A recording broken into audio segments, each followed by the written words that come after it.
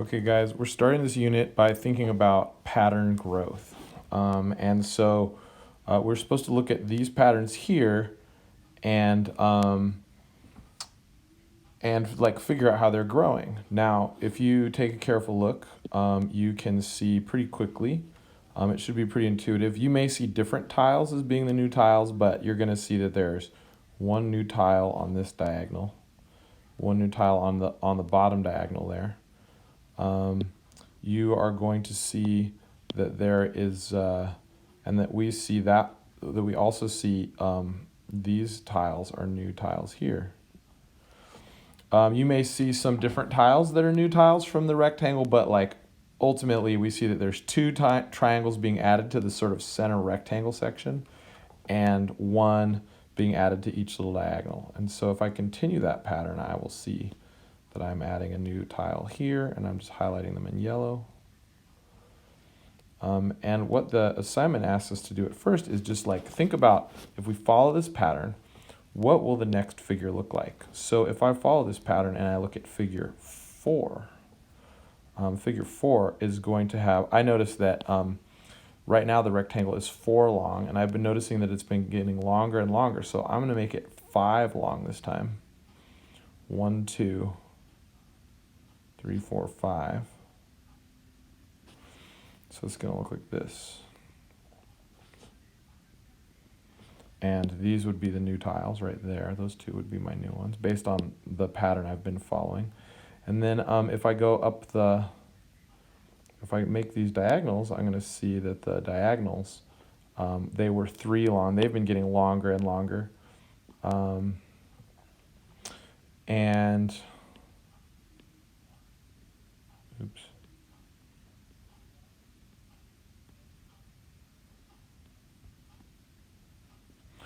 And so they're going to be 1 longer. And so these are going to, I have one, the last diagonals were 3 long. So this is 1, 2, 3, 1, 2, 3, 4, and 1, 2, 3, 4 for the length of the diagonals there. And then it also asks us to figure out, so that's what, this is what figure 4 is going to look like right here. And this is figure 3 right here. This is figure 2 right here, and figure 1 right there. So then what is figure 0 going to look like? Well, if I'm thinking about that, if I go back the other way, I notice that diagonals, if I'm going the other way, are getting shorter by 1 every time. It's 4, then 3, then 2, then 1. So I think that these are probably the new tiles right here on this one. And I can't see what's going on before, but so I'm going to guess that this figure 0 probably has 0 tiles in the diagonal. And then also, as I look at this, I notice that when I go backwards, the figure is getting shorter by 2 tiles each time. So that probably means that I would take these 2 tiles off right here, and I am going to just draw those. So that's what I think the remaining figure 0 is going to look like. It's just the 2 tiles that are right there. So when we think about this tile growth, it's easy to think about what the next figure is going to look like and what the next figure is going to look like. But what we want to start thinking about is like, how could we figure out what a figure might look like really far down the line, like figure 1000 or figure 785 or something like that, without having to draw all of the figures in between to find out what's going to happen next. So in order to do that, we need to analyze how the pattern connects with the figure number itself. And so we talked about in class, noticing that we sort of have 2 starting tiles, like figure 0. 0 is usually like the start. When you start counting something, that's where the numbers start. So if we start with figure 0, let's see, I'll go with the darker green here. If we start with figure 0, we start with those 2 tiles. I see them here. And in each one, we have these sort of 2 starting tiles. And we asked students in class to like point out any any patterns they notice in terms of the way that the figure is growing. And one really great way to recognize that is to go, okay, this is what we start with, and let's see what's being added every time.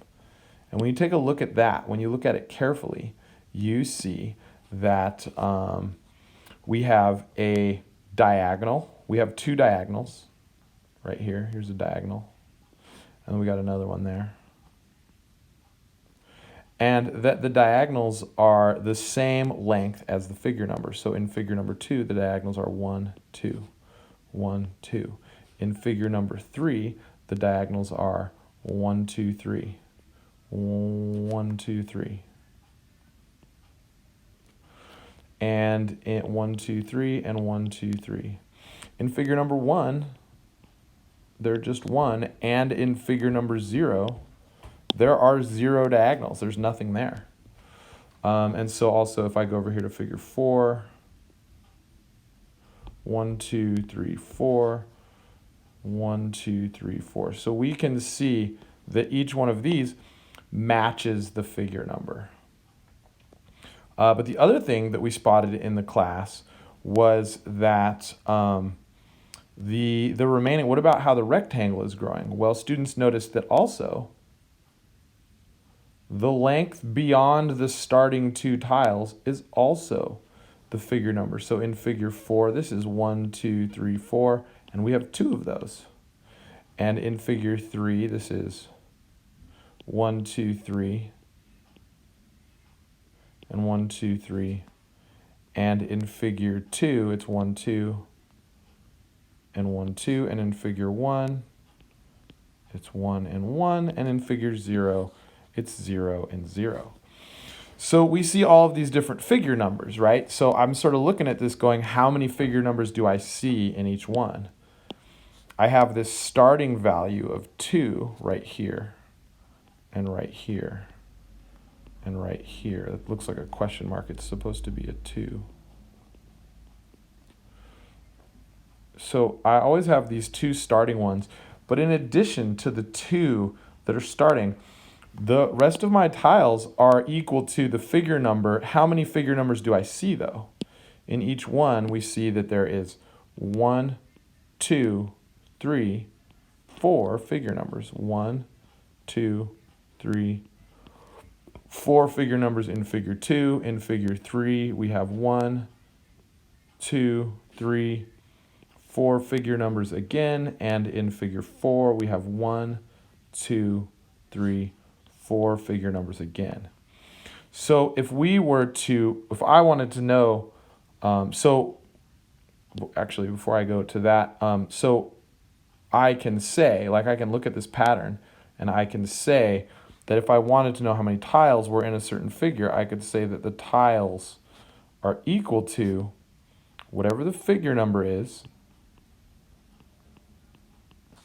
times 4, because there's 4 figure numbers in each tile, right, or in each figure, right? Figure 2 has 1, 2, 3, 4 sets of number 2.